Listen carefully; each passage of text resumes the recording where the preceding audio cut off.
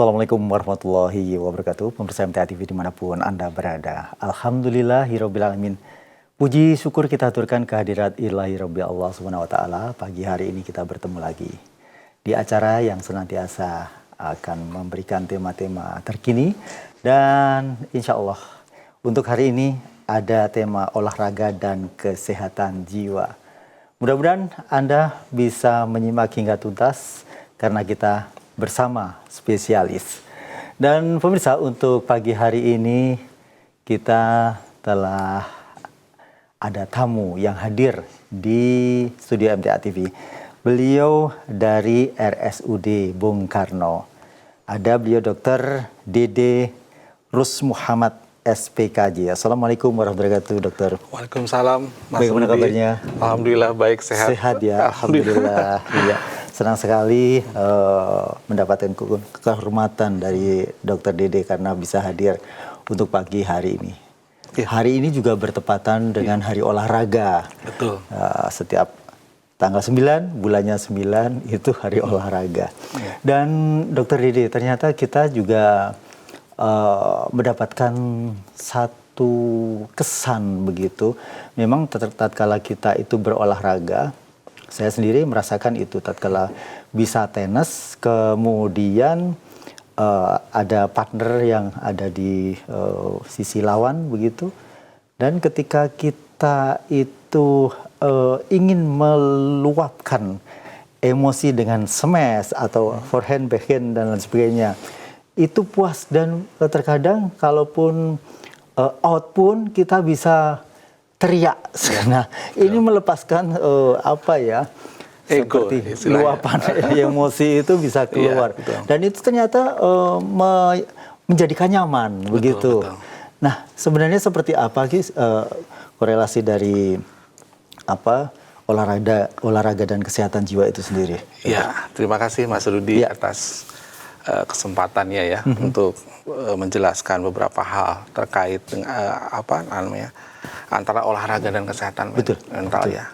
Saya juga mungkin mau menyapa pemirsa MTA ya di seluruh Indonesia mungkin seluruh Indonesia, mudah-mudahan selalu dalam keadaan sehat walafiat. Ya, terkait dengan pertanyaan Mas Rudi tadi, kenapa kok saya ketika berolahraga ya, kemudian ada ketika sedang dan atau ya setelah gitu ya, ada perasaan nyaman kayak gitu ya. Karena memang olahraga itu ya, kalau menurut beberapa penelitian ya, salah satunya itu bisa meningkatkan sense of well-being. Jadi rasa sejahtera, rasa nyaman kayak gitu di dalam diri kita gitu ya. Karena ketika kita berolahraga ya, yang pertama itu sistem sirkulasi darah itu kan akan memperbaiki sistem sirkulasi darah gitu kan. Kemudian itu akan memperbaiki sistem hormonal ya. Termasuk kalau di otak kita tuh kan ada semacam sistem hormonal yang disebut dengan sistem neurotransmitter.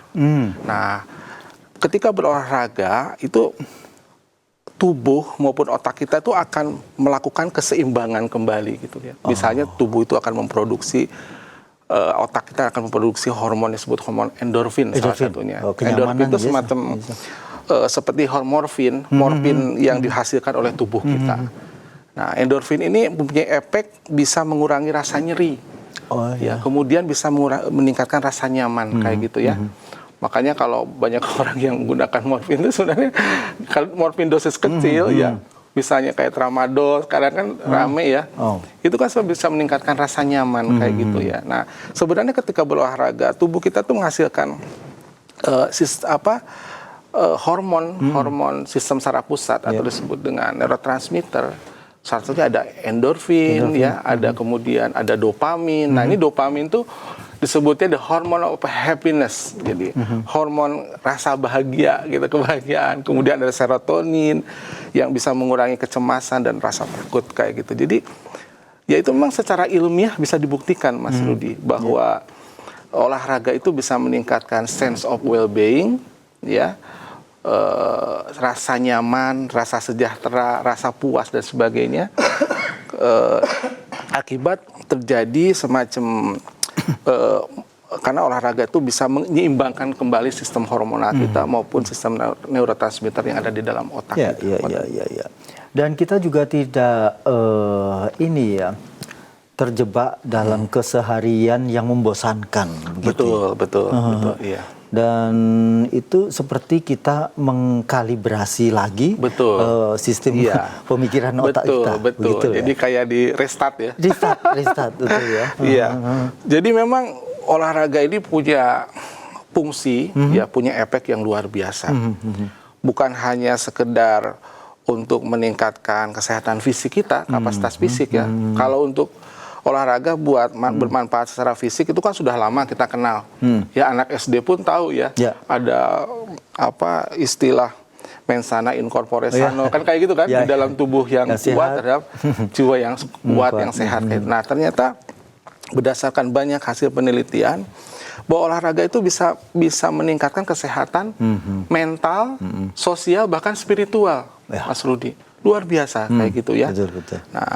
Nah, tadi pertanyaannya tadi, maaf yang tadi tuh pertanyaannya tentang apakah ada hubungannya ini olahraga dengan? Iya, sudah pasti. Sudah pasti ya, karena olahraga itu tadi bisa meningkatkan sirkulasi darah, memperbaiki sistem hormonal, memperbaiki sistem neurotransmitter yang ada di dalam otak kita. Bahkan penelitian terakhir ya bahwa olahraga itu bisa mempengaruhi keseimbangan sistem HPA aksis namanya itu. Ya ini rada sedikit ilmu kedokteran ya. Nah, sistem HPA aksis ini dia tuh adalah sistem yang mempengaruhi tubuh kita, Mas. Jadi tubuh kita itu ketika tubuh kita itu dalam mengalami stres, maka sistem HPA aksis akan aktif dan mengeluarkan hormon kortisol namanya itu. Ya, hormon kortisol atau kalau disebutnya itu, ya hormon kortisol itu yang mengatur sistem stres dalam tubuh kita. Nah, dengan olahraga itu nanti akan tubuh dan otak kita itu akan melakukan keseimbangan, memperbaiki keseimbangan lagi antara antara otak dengan tubuh itu akan terjadi keseimbangan lagi sehingga bisa mengurangi stres kayak gitu. Iya. Dan hanya saja apakah untuk spesifikasi olahraganya itu sendiri, apakah olahraga tertentu, misalnya olahraga yang sendiri dia tidak melibatkan partner atau lawan tanding dan sebagainya. Ini beda dengan tatkala dia bisa saling beradu begitu ya. Termasuk juga catur, itu apakah olahraga? Kemudian bridge, itu apakah olahraga? Olahraga otak ya. Jadi sebenarnya ya saya bukan ahli olahraga ya. Tapi kalau menurut pengetahuan saya ya, jadi olahraga itu kan sebenarnya suatu aktivitas yang bisa melibatkan baik itu aktivitas mental maupun aktivitas fisik kita kayak gitu ya. Nah, bahkan sosial ya. Jadi olahraga yang baik ya itu kan harus melibatkan unsur-unsur fisik, mental, bahkan mungkin sosial dan spiritual juga kayak gitu ya. Nah, misalnya idealnya seperti itu, Mas. Ya olahraga itu. Misalnya kayak olahraga tenis tadi ya seperti Mas Rudi sampaikan tadi. Olahraga tenis itu kan bukan hanya ada aktivitas fisik di sana, tapi juga melatih mental kita supaya fokus, konsentrasi ya. Tetapi di lain pihak juga di sana kita bisa saling berinteraksi dengan teman ya, meningkatkan silaturahmi, memperbaiki silaturahmi.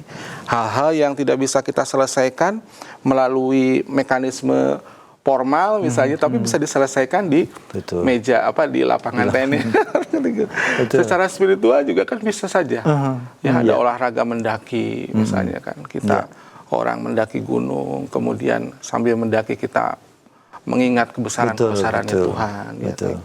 Itu luar biasa olahraga. Iya.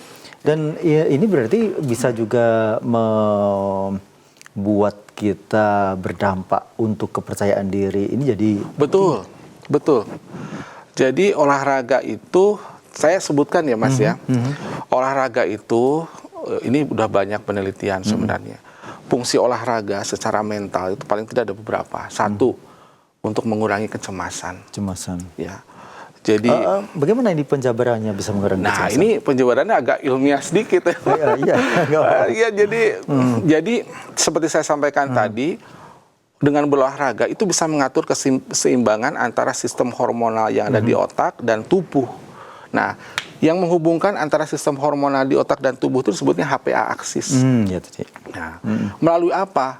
Di dalam otak kita tuh ada yang disebut dengan amigdala, Mas. Amigdala. Jadi dalam otak kita tuh ada disebut amigdala. Nah, kalau misalnya orang yang cemas, Mas, orang yang punya kecemasan yang tinggi ya, itu amigdalanya itu membesar kayak gitu. Sehingga misalnya contohnya kalau orang yang karena dia mungkin setiap hari terekspos dengan kecemasan ya, dengan stres, akhirnya amigdalanya membesar.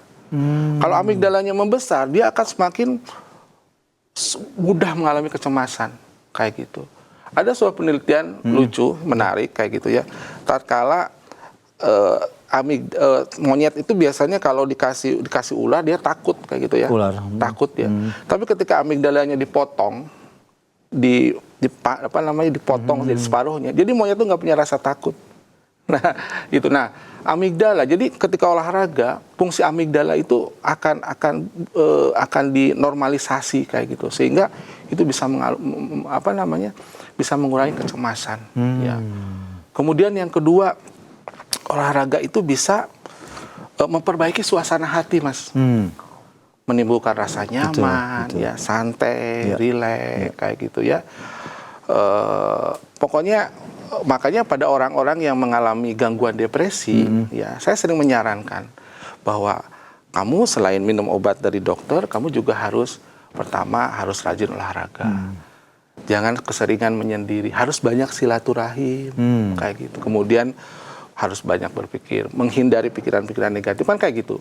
Nah, jadi dalam memberikan saran kepada orang-orang dengan gangguan depresi misalnya, kita selalu menyarankan untuk berolahraga, karena olahraga itu bisa meningkatkan tadi itu sense of well-being, rasa nyaman, rasa percaya diri, ya, kemudian menghindari pikiran negatif dan sebagainya. Itu berarti salah satu solusi untuk kita menekan depresi itu sendiri dengan olahraga ternyata ya. Jadi orang dengan depresi itu dia tuh cenderung akan lebih banyak menarik diri, tidak memiliki minat. Ya, termasuk jangankan olahraga ya, minat untuk melakukan sesuatu yang sangat sederhana juga orang malas. Nah, dengan olahraga kita dorong dia olahraga, dia akan memperbaiki mood dia, akan memperbaiki suasana hati dia, ya, akan memperbaiki kemampuan fokus dan konsentrasi. Karena olahraga ini luar biasa untuk tadi saya kembali ya, mengurangi kecemasan, memperbaiki suasana hati, meningkatkan konsentrasi dan fokus, ya. Kemudian, nah ini yang penting juga, Mas, fungsi olahraga itu untuk memperbaiki kualitas tidur. Oh ya. Betul. Karena olahraga capek ya. Iya, cuman memang olahraga tuh harus ada porsinya. Jangan sampai over exercise. Kalau over exercise justru yang muncul adalah stres karena baru. Mungkin lagi senang-senangnya olahraga itu, baru bisa-bisanya apa begitu. Loh, saya banyak kan kejadiannya, Mas, ya. Ada orang yang senang olahraga sepeda, cycling ya, wah sampai dia lupa. Forsir ya. Wah, over exercise akhirnya bukan hanya stres, tapi juga bisa mengakibatkan serangan jantung kan juga bisa kan kayak gitu. Itu ya memang olahraga tuh ya ada porsinya, harus dibatasi sesuai dengan kapasitas. Iya. Baik, pemirsa dimanapun Anda berada, sungguh menarik bahasan untuk olahraga dan kesehatan jiwa ini. Tentu saja kami berikan kesempatan bagi Anda yang ingin bertanya, silahkan telepon di 02716793.000, SMS WA di 081125553.000. Masih bersama Dr. Dede Rus Muhammad SPKJ, beliau dari RSUD Bung Karno Surakarta. Namun sebelumnya kita ikuti jeda pariwara berikut ini.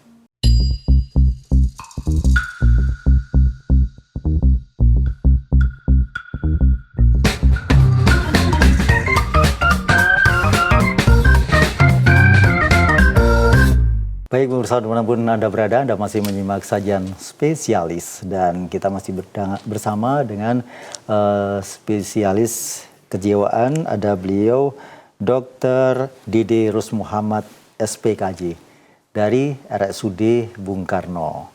Dan untuk Anda, bagi yang ingin bertanya silahkan telepon di 0271 6793000, SMS WA di 08112 553.000. Dan kita masih membahas tentang olahraga dan kesehatan jiwa. Karena hari ini tepat tanggal 9 September itu selalu dimanapun diperingati sebagai hari olahraga.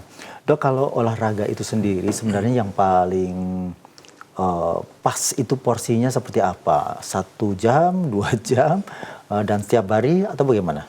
Iya, mungkin bagi kita, ini kita bicara untuk non-atlet ya. Non-atlet ya? Karena kalau atlet itu kan punya porsi tersendiri, punya untuk prestasi, ukuran tersendiri ya. Tapi untuk kita sebagai manusia, orang yang hidup wajar, normal kayak gitu, paling tidak, apalagi usia seperti kita nih ya, 40 tahun ke atas ya, paling tidak minimal kita bisa berolahraga tuh seminggu selama 3 kali.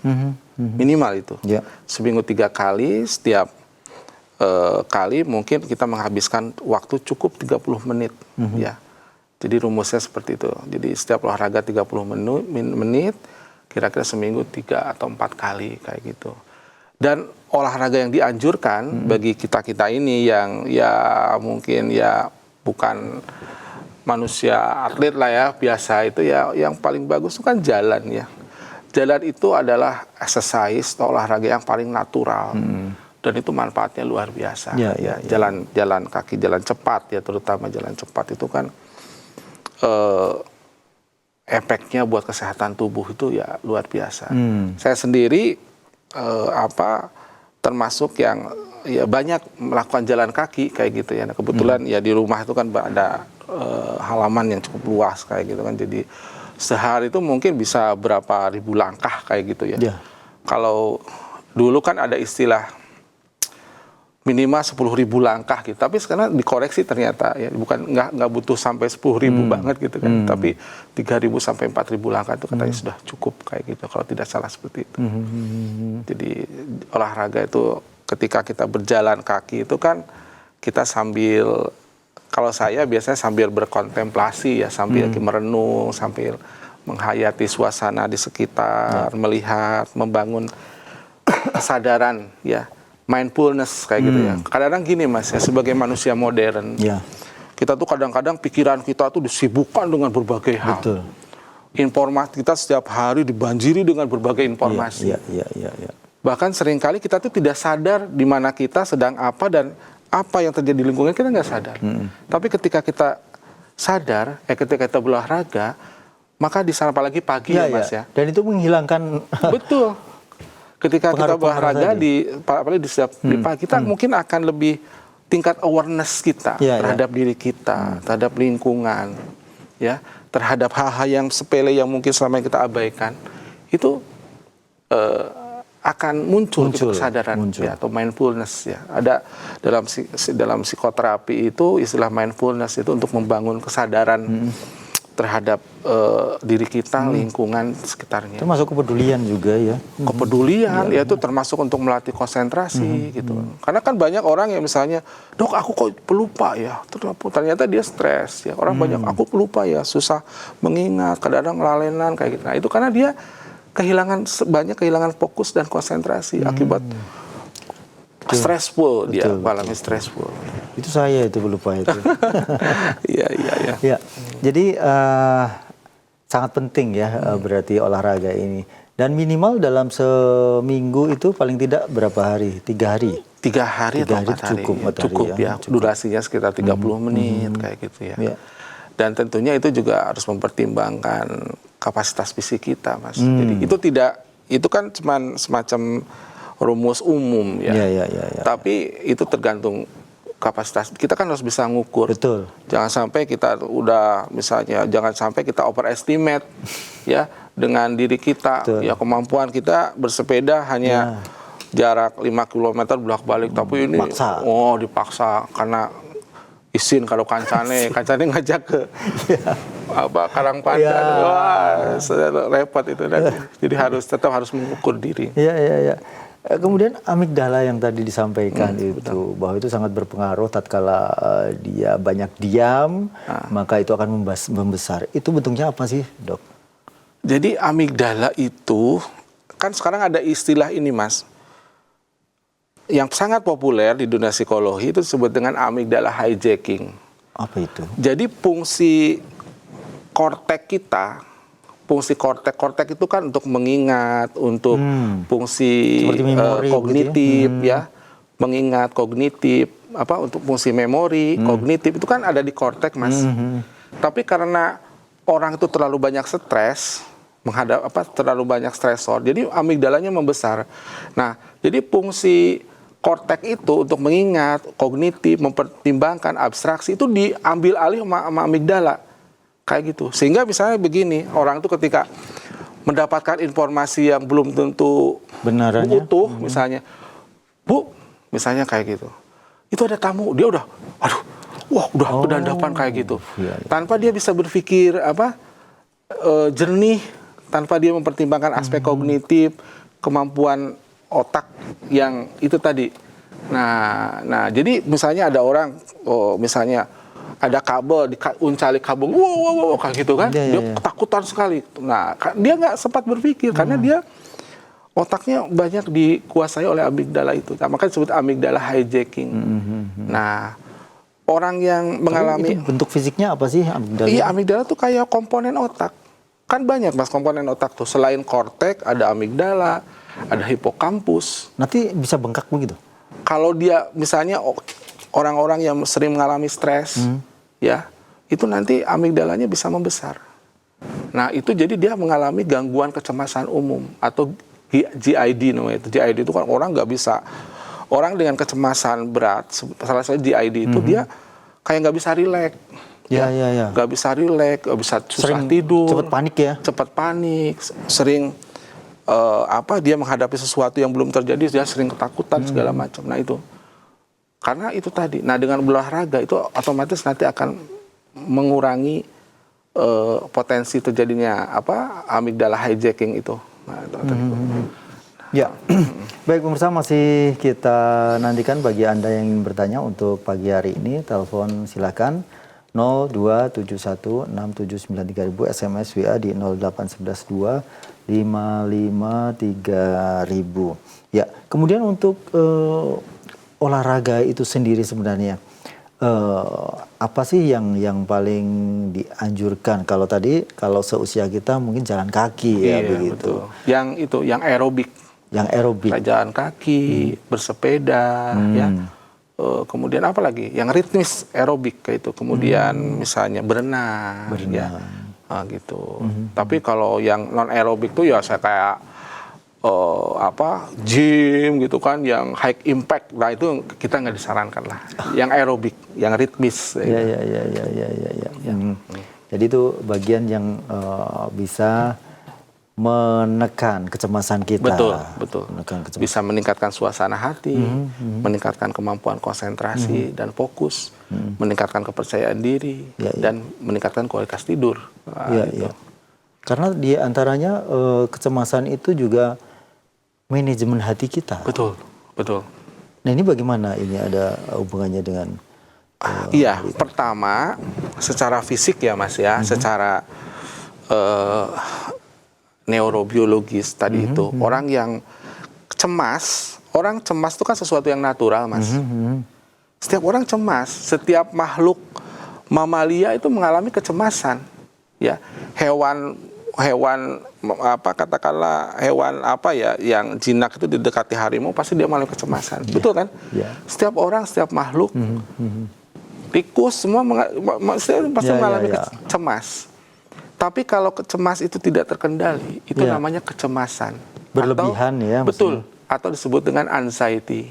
Ya, sekarang kan anak-anak muda tahu sekarang. Anxiety, istilah datang anak muda ke tempat saya, Dok, aku mengalami anxiety, kayak gitu. Aku mengalami overthinking. Itu ada bahasa-bahasa yang sudah umum lah diketahui anak-anak muda. Ya. Nah,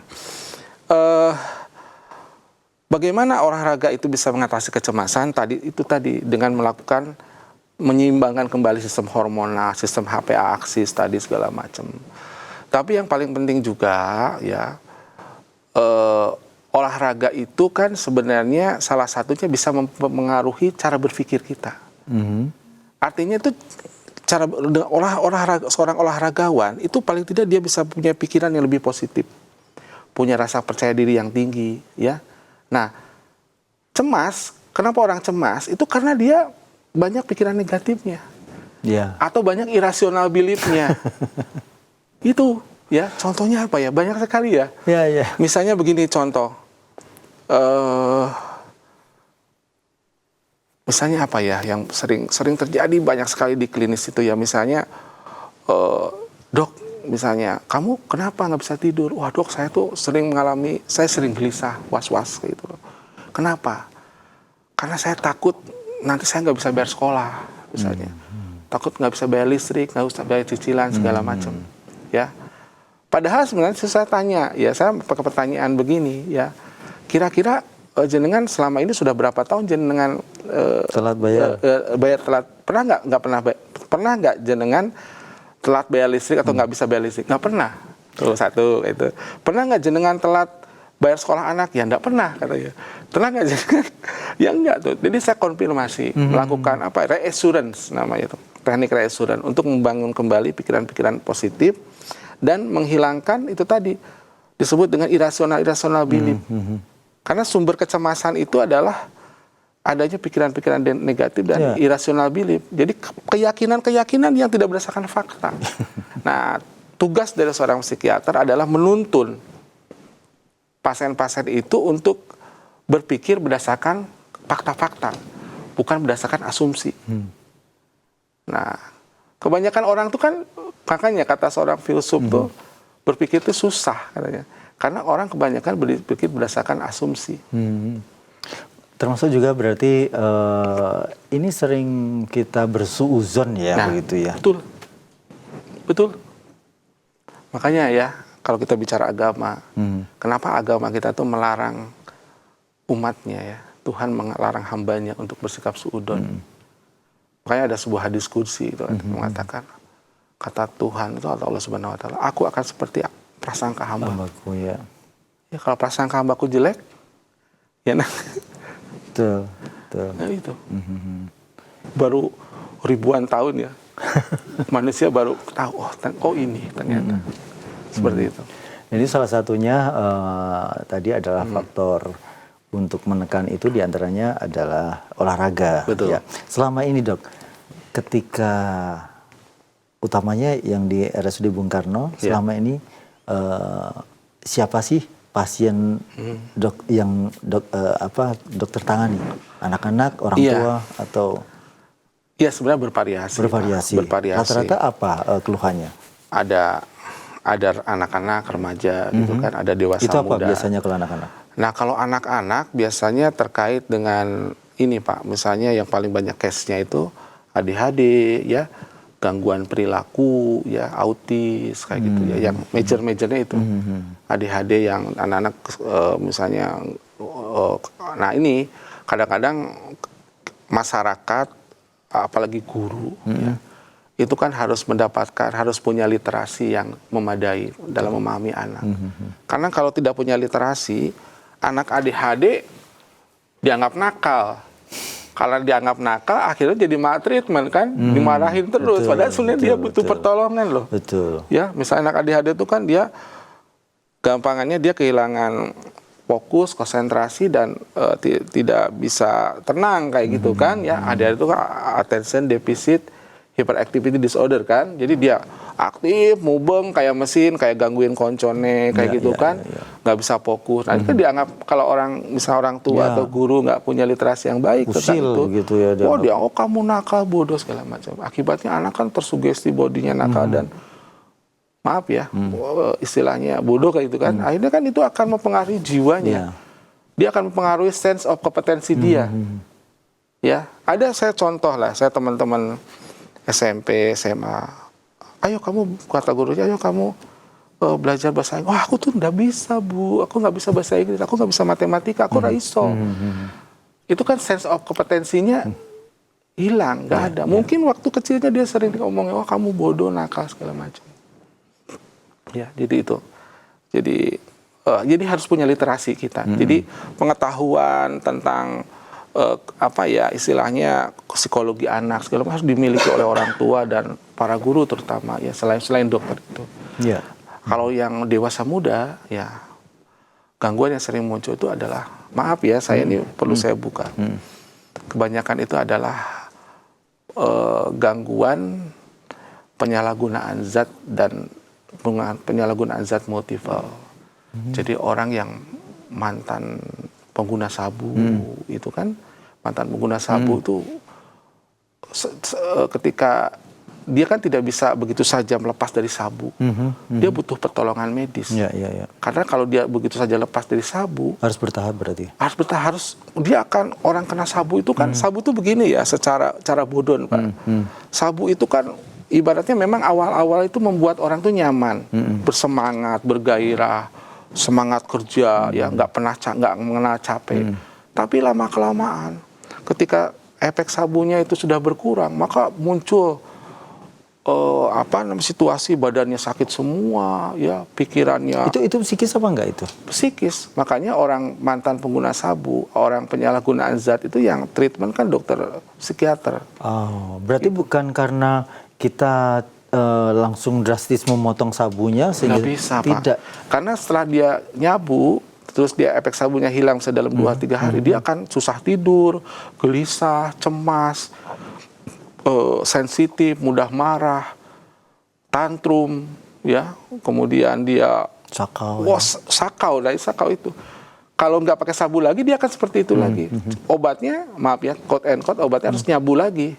Tapi kan kalau nyabu lagi, berapa dana yang dihabiskan, badannya rusak, hartanya habis, keluarganya hancur. Nah, makanya dia kemudian sering minta pertolongan kepada psikiater, sering datang untuk meminta obat-obat yang bisa membantu dia lebih tenang, bisa tidur, lebih rileks, ya, bisa menguasai diri, mengontrol diri. Nah, itu yang kebanyakan itu, Pak, yang sekarang ke rumah sakit itu. Ya, kami juga prihatin. Ternyata pengguna sabu itu seperti fenomena gunung es yang di permukaan kecil, tapi ternyata di bawah orang-orang yang tidak tercatat, wah luar biasa banyak ya. Ya, baik, kita ada di penghujung waktu, namun masih ada waktu untuk bertanya, Pak. Kalau untuk pemicu kesehatan mental sendiri itu diantaranya kita sekarang ini hampir tidak bisa dilepaskan dari gadget ya. Dan itu ternyata pengaruhnya juga sangat besar. Sangat besar. Karena informasi-informasi yang bermacam-macam itu ada di sana, apalagi kalau kita langsung terpush juga dengan adanya informasi yang kita tidak sukai dan sebagainya. Nah, ini sebenarnya bagaimana kita memanage agar kita menghilangkan dampak daripada gadget sendiri melalui Nah, ini memang persalah gadget itu menjadi persoalan tersendiri, ya, bagi para ahli kesehatan ya, termasuk psikiater terutama ya. Dan beberapa tahun terakhir ini kecanduan gadget ini bisa dikatakan jadi fokus utama ya di dalam pembicaraan di seminar-seminar, di workshop segala macam. Bahkan kita juga beberapa kali pernah mengikuti ya seminar maupun workshop tentang bagaimana caranya menghandle ya anak-anak, bahkan nih anak-anak remaja dewasa yang kecanduan gadget ini. Karena gadget ini kan pertama dia bisa menimbulkan overthinking gitu ya. Jadi karena otaknya itu kan digas terus. Jadi karena otak kita dibanjiri dengan banyak informasi, dibanjiri dengan begitu masifnya stimulus yang masuk ke dalam mata kita, ditangkap oleh mata kita, masuk ke dalam otak kita. Akibatnya otaknya terjadi overactivity ya, jadi overthinking. Akibatnya dia mungkin jadi gelisah, sulit tidur, segala macam kayak gitu kan. Jadi tidak tenang kayak itu kan karena terlalu aktif otak kita tuh kan kayak gitu. Yang harusnya ketika tubuhnya itu sudah lelah, tapi otaknya masih bekerja. Nah itu yang sering itu. Kemudian yang kedua, gadget ini kan juga bisa menimbulkan efek adiksi, Pak, ya, kecanduan. Ya, kalau tandanya kalau misalnya seorang anak atau remaja ketika dia nggak megang gadget, kemudian muncul gelisah, ya, kemudian menjadi sensitif, marah-marah, ya, ngamuk, tantrum. Nah itu berarti udah tanda-tanda dia itu. Tapi sebenarnya bukan anak-anak saja sih menurut saya, Pak. Orang terkadang saya berangkat lupa HP-nya ketinggalan. Betul. Gitu. Itu harus balik lagi tuh, Pak. Karena terkadang pekerjaan itu ada di situ. Iya, betul. Nah, ini memang agak sulit juga sih. Sebenarnya memang tergantung kita menggunakan gadget itu untuk apa, begitu betul. Ya. Jadi kan kalau orang-orang dewasa, kita menggunakan gadget karena kebutuhan ya. Karena memang tuntutan pekerjaan. Betul. Tapi kan kalau anak-anak, remaja, itu kan ibaratnya sistem mentalnya itu kan belum matang. Ya. Jadi ibaratnya kalau pohon itu kan masih rentan. Nah, justru ketika dia kondisi mentalnya ya atau bangunan psikisnya itu masih rentan, terus dia dibanjiri dengan informasi, terus dia harus main-main gadget segala macam, itu otomatis itu akan mempengaruhi khawatir saya akan mempengaruhi fungsi kognitifnya. Akan mempengaruhi fungsi kognitifnya, kemampuan abstraksinya, kemampuan mengingatnya dan sebagainya ya, kemampuan pengaruhi istilahnya self controlnya kayak gitu kan. Ibarat kan sama-sama adiksi ya. Berarti kalau adiksi itu berarti kan efeknya itu secara neurobiologi itu kan bisa bukan sepadan ya, artinya mungkin mirip dengan orang kecanduan judi, kecanduan video porno misalnya kan, kemudian kecanduan rokok. Kalau orang misalnya orang biasa ngerokok, kalau nggak ngerokok kan gelisah, bingung, marah-marah gitu kan. Oh sama. Jadi efek adiksi termasuk gadget itu juga sangat berbahaya kayak gitu ya. Jadi nggak bisa disepelekan kayak gitu. Dan itu kalau memang sudah parah, ya kita kasih obat-obat, Pak. Kasih obat-obatan untuk mengurangi tingkat adiksinya itu. Dan bisa dialihkan dengan olahraga tadi. Betul. Ya, betul. Ya, karena memang di gadget juga ada olahraga yang ada. Iya, cuman kan olahraga otak. Gitu. Namun untuk olahraga tadi tentu saja tidak bisa berlebihan ya, Dok ya. Betul. Tidak berlebihan. Ya harus bisa sesuai porsi, usia. Kan ada kan? Misalnya begini Mas, yang populer ya di kalangan teman-teman di medis tuh, kalau olahraga itu denyut jantungnya itu tidak boleh, kalau tidak salah ya, saya bukan ahli olahraga ya, 200 dikurangi umur gitu kan. Denyut jantung ketika olahraga maksimal, misalnya kalau tidak salah ya, mohon maaf ini teman-teman yang lebih expert dari saya ya, misalnya umur kita 50, 200 kurangi 50, berarti denyut nadinya itu nggak boleh lebih dari 150. Kalau kita memporsi diri sampai denyut nadinya 150, bahaya, itu bisa terjadi cardiac arrest ya di jantung. Banyak kasusnya ya. Iya. Banyak kasusnya, jadi harus tahu diri lah kayak gitu. Yang penting itu ini Mas, konsisten. Ya, rutin, istiqomah, betul. Sulit itu. Ya, betul. Ya. Baik Dokter Dede, terima kasih atas penjabarannya, pencerahannya untuk pagi hari ini tentang bagaimana pentingnya kita berolahraga, karena di situ kita dapatkan manfaat bahwa bisa menekan stres, menekan hal-hal yang negatif, karena pada dasarnya ketika olahraga kita bisa melampiaskan seluruh emosi kita, dan ego kita, dan setelah itu kita nyaman. Ya. Oleh sebab itu hilangkan apa tadi yang disampaikan dokter terkait dengan zat-zat adiksi yang sangat merugikan tubuh kita, tapi sekarang kecanduan olahraga saja, mendingan begitu ya. Iya, tapi ya itu tadi semuanya proporsional. Tidak lebih dari 30 menit untuk kita-kita yang bukan atlet. Begitu, terima kasih dokter. Ya, sama-sama. Mudah-mudahan selalu bermanfaat dan Amin. Dokter senantiasa bisa memberikan manfaat terhadap orang lain, pasiennya, dan semoga saja berkah selalu untuk RSUD Bung Karno. Amin. Terima kasih. Assalamualaikum warahmatullahi wabarakatuh. warahmatullahi wabarakatuh. Pemirsa dimanapun Anda berada, demikian tadi sajian spesialis untuk hari ini. Saya Rudi Hervianto, mohon maaf atas segala kesalahan. Billahi taufik walhidayah. Assalamualaikum warahmatullahi wabarakatuh.